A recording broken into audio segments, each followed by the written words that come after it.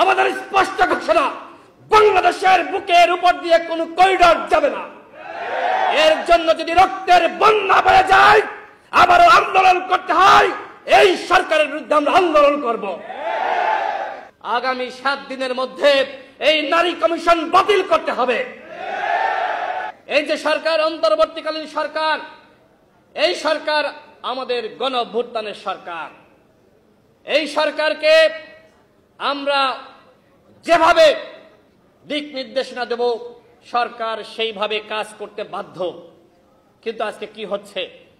এই সরকার আজকে জনগণের বিরুদ্ধে গিয়ে তারা এমন একটি নারী কমিশন গঠন করলো, যে নারী কমিশন প্রস্তাবনা দিল সেটি আমাদের ধর্মের সাথে সাংঘর্ষিক। আজকে হেফাজতে ইসলাম তারা প্রতিবাদ জানিয়েছে, সমাবেশ করেছে, আমরাও ইতিপূর্বে প্রতিবাদ জানিয়েছি। আজকে এই অনুষ্ঠান থেকে সরকারকে হুঁশিয়ারি উচ্চারণ করে বলছে, আগামী 7 দিনের মধ্যে এই নারী কমিশন বাতিল করতে হবে।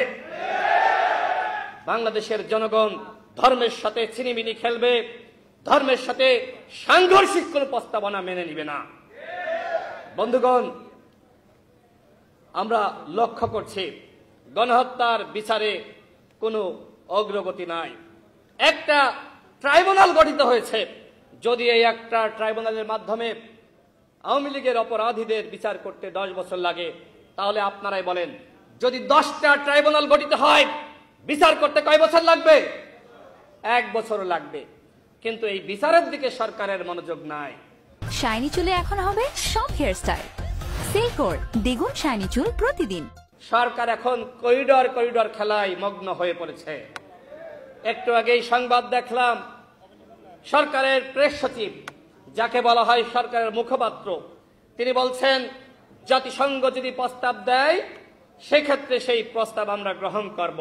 আমাদের স্পষ্ট ঘোষণা, বাংলাদেশের বুকের উপর দিয়ে কোনো করিডর যাবে না।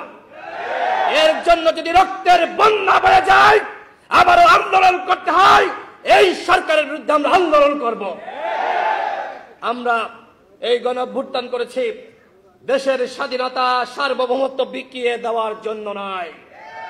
এর আগে আমরা ভারতের দালালি দেখেছি, এখন আমরা পশ্চিমা বিশ্বের দালালি লক্ষ্য করছি। আমাদের কথা ক্লিয়ার, ভারতের দালালি চলবে না, চীনের দালালি চলবে না, মার্কিনীদের দালালি চলবে না, পৃথিবীর কোন রাষ্ট্রের দালালি চলবে না। আমরা একটি স্বাধীন জাতি, মেরুদণ্ড সোজা করে আমরা আমাদের নীতিতে চলব। রাজনীতিবিদরা দালালি করবে জনগণের। সরকারকে বলবো, এই করিডর নিয়ে কোন ধরনের সিদ্ধান্ত আপনারা নিতে পারবেন না। রাজনৈতিক দলগুলোর সাথে আলোচনা না করে, দেশের জনগণের সাথে আলোচনা না করে কিসের করিডর? যুদ্ধ চান? আমরা চীনের সাথে, ভারতের সাথে, আমেরিকার সাথে, পাকিস্তানের সাথে, কোন রাষ্ট্রের সাথে আমরা যুদ্ধ চাই না। গণ অভ্যুত্থান হয়েছে, এই অভ্যুত্থানের চেতনা নতুন বাংলাদেশ। আর সেই নতুন বাংলাদেশ যদি গঠন করতে হয়, তাহলে প্রয়োজন স্থিতিশীলতা। কিন্তু সরকার এই করিডর নামে, এই নারী কমিশন নামে আজকে রাষ্ট্রের স্থিতিশীলতা নষ্ট করছে। বন্ধুগণ,